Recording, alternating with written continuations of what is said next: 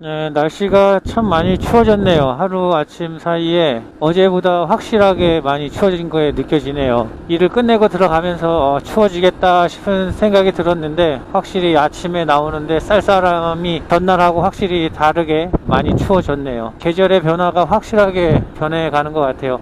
이 나뭇잎 색깔들도 하루 아침 사이에 확실히 달라졌어요. 색깔들이 점점 겨울로 다가가는 게 느껴지네요.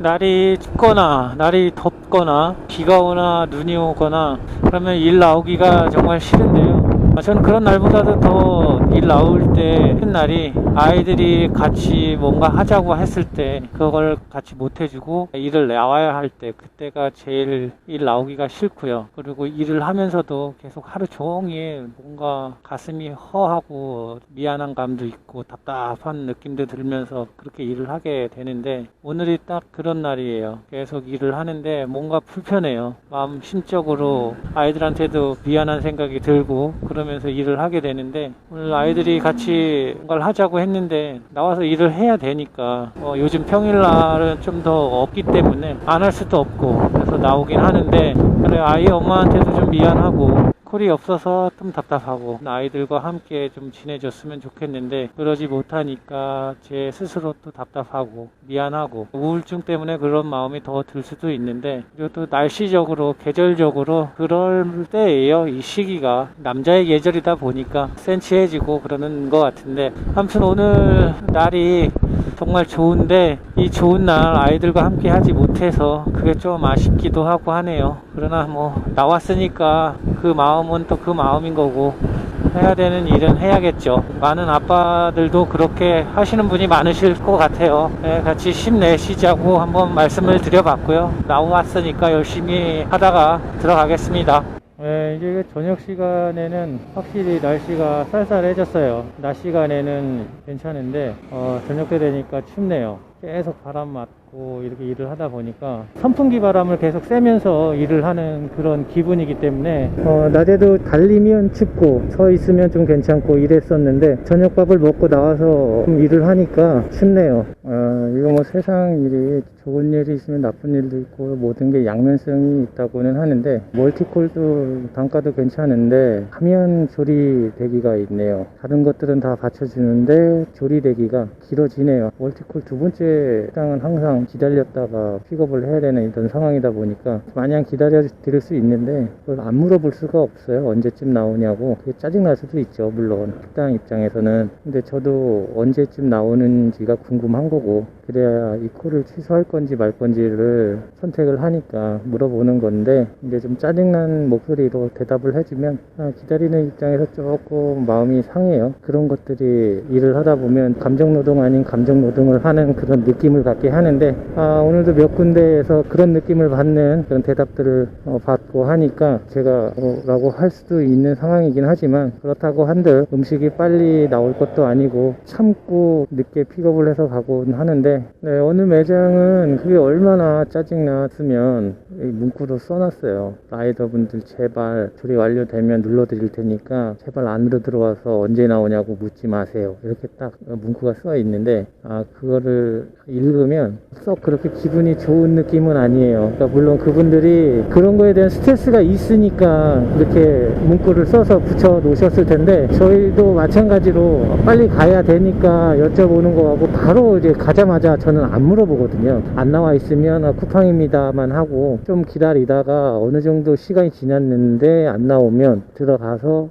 혹시 쿠팡 언제쯤 나올까요? 라고 여쭤보는데 그렇지 않은 분들도 계신가 봐요. 그래서 그렇게 써놨을 텐데 아무튼 그렇게 그냥 문구를 들어가자마자 보게 되면 우리를 거부하는 느낌이고 서로 이렇게 같이 상생하는 관계잖아요. 음식을 만드시고 저희는 배달료를 받고 배달해 드리고 이런 관계의 특종을 갖고 있는 건데 좀 그렇더라고요. 기분이 뭐 물론 그분들이 그렇게 나쁘라고 써놓은 표현은 아니실 텐데 그런데 거기 사장님은 지금 제가 방금 말한 대로 그런 뉘앙스로 적어놓은 게 아닐 수도 있어요. 라이더님 제발 들어오지 말아주세요. 이렇게 뭐 부드러운 뜻으로 그 글을 썼을지 모르겠는데 일단 읽는 사람이 뉘앙스를 못 받아들이니까 오해가 있었던 걸 수도 있어요. 그래서 저는 지금은 영어도 바로바로 번역하는 그런 시대잖아요. 핸드폰으로 찍으면 영어가 번역이 돼서 또한 영어로 된 정보를 얻기 위해서는 그런 언어의 장벽들이 예전에 비해서 확실히 낮아졌죠. 지금도 이런데 가면 갈수록 AI 시스템이나 알고리즘이 발달을 해서 이런 장벽들이 낮아질 텐데, 그래서 뭐 안 해도 되지 않느냐 이런 말도 하고, 외국에 있는 학교들은 어쨌든 그 학교들은 영어가 자기들의 언어이기 때문에 뭐 스페인어라든가 그런 언어들을 하지 않아도 어차피 글로벌 공용어가 영어이기 때문에 그렇게 큰 영향을 받지 않는데, 우리 같은 경우에는 영어를 하지 않으면 글로벌한 세계에서 정보를 얻거나 하는데 어려움이 좀 있죠. 문서화되어 있는 걸 번역기를 돌려서 하면 되니까 할 수는 있는데, 고급 정보를 누가 더 빨리 획득하고 그걸 활용하느냐에 따라서 이 사회를 살아가는데 어떠한 질 높은 삶을 살아가는지가 결정되는 시대가 될 텐데, 그러기 위해서는 어쨌든 영어를, 외국어를 배워야 된다고 생각을 해요. 근데 이 영어 능력을 평가하는 방법이라든가 이런 학습 방법은 분명히 바뀌어야 된다고 생각하는 면이 있어요. 오랫동안 영어 공부를 했어도 외국에 가서 영어를 제대로 말하지 못하고 듣지 못하는 이런 실정이니까, 분명히 우리 때의 교육 방식이라든가 내가 공부한 방법들은 잘못된 게 확실히 맞아요. 이거는 인정을 하고 가야 되는 부분이고, 평생 살면서 사용하지 않을 어려운 단어들을 굳이 외워서 그걸 시험에 맞추기 위해서 단어를 외우거나 하는 그런 방법들로 공부를 했으니까, 뭐 언어는 배웠지만 그걸 표현할 수도 없고 그리고 받아들일 수도 없는 이런 실정이 된 거죠, 우리는. 그러나 우리 아이들은 그렇지 않기 위해서는 고민해 봐야 되는 부분인 것 같아요.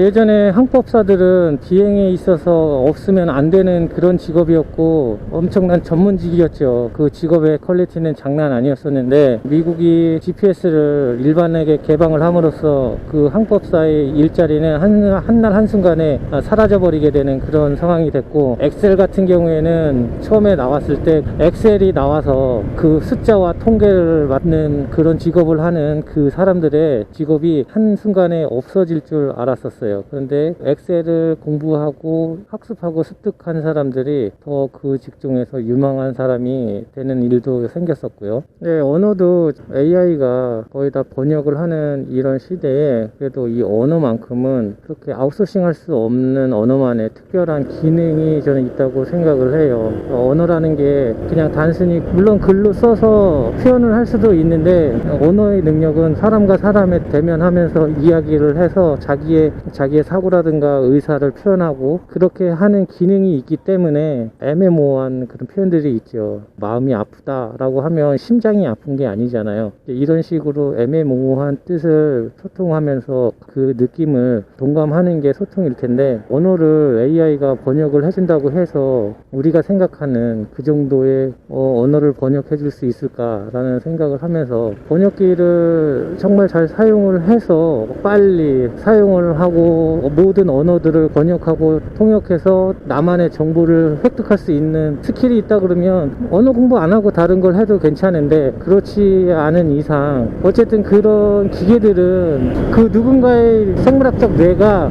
명령하는 것을 받아서 실행하는 틀이기 때문에, 번역을 해서 내놓은 언어들을 옳고 그름에 대한 판단은 아직은 사람이 해야 된다라는 생각을 들면서, 아직까지는 외국어를 배울 필요가 없다 이런 생각을 하면 안 될 것 같고, 딸도 영어 공부를 하고 있지만 영어 공부를 시킬 때 엄청 스트레스 받아 하거든요. 왜 단어를 외워야 되고 시험을 봐야 되고 하니까. 이 어휘는 외우지 않으면 내가 그 나라의 언어권에 살고 있지 않는 한 자연스럽게 습득될 수 있는 부분이 아니라서 어쩔 수 없긴 한데, 언어를 아예 배울 필요가 없다, 중요도가 없다 이렇게 생각하지는 않으니까 하긴 해야 되는데, 우리 아이들이 어떨 때는 안쓰러울 때가 있습니다. 제가 맨날 아이들이 자고 있을 때 들어가고 어떨 땐 또 자고 있을 때 나오고 하다 보니까 아빠 얼굴을 보는 시간이 그렇게 많지가 않은 거예요.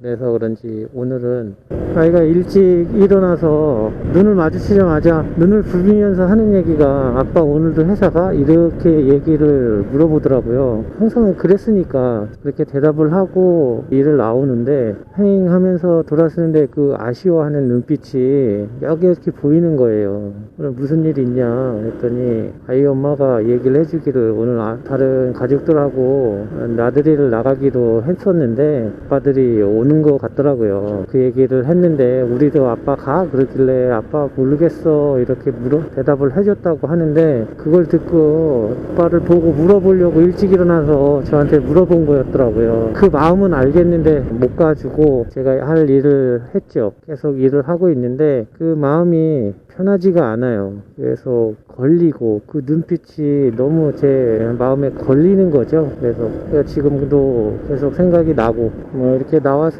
일을 하는 게 다 가족을 위해서 이렇게 일을 하고 있는 거긴 하지만 그건 아이들이 지금 이 시기에 알아줄 수 있는 상황은 아니고 저는 아이들이 공부를 못할까봐 뭐 학교 생활을 못할까봐 이런 걱정이 되는 게 아니라 저는 이 다음에 아이들이 저에게 아빠는 항상 우리 옆에 없었잖아요 이런 말을 할까봐 그게 솔직히 제일 두렵고 무서워요.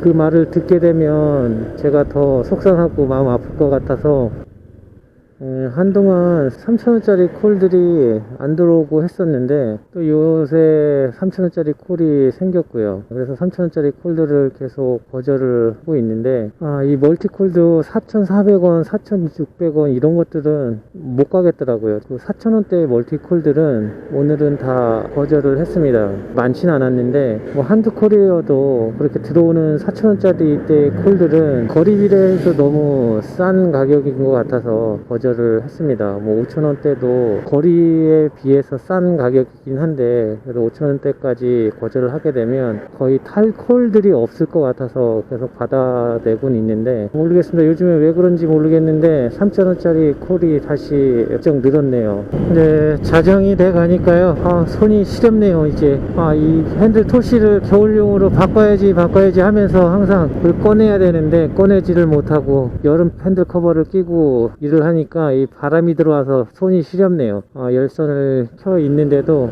이 손끝이 시릴 정도로 날씨가 꽤 쌀쌀해졌네요. 맥도날드를 마지막으로 오늘 일을 접으려고 합니다. 그래서 8시에 나와서 자정까지 제가 할 수 있는 최선을 다해서 배달을 했고요.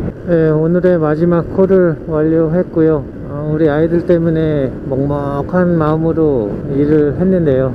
지금 들어가서 이제 또 자는 아이들을 보면 오늘 미안해서 눈물이 나올 것 같은 그런 날이긴 한데 아빠가 일부러 한 건 아니니까 지금 어려서 모른다고 해도 나중에는 꼭 알아줄 거라는 생각을 가지고 있고요. 들어가시는 분들은 끝까지 안전하게 들어가시기를 바라고 계속 배달을 하고 계실 분들은 또 끝나는 시간까지 안전하게 배달을 하셨으면 좋겠습니다. 오늘도 수고하신 모든 라이더분들께 고생하셨다는 말씀 드리면서 저는 그만 일을 접도록 하겠습니다.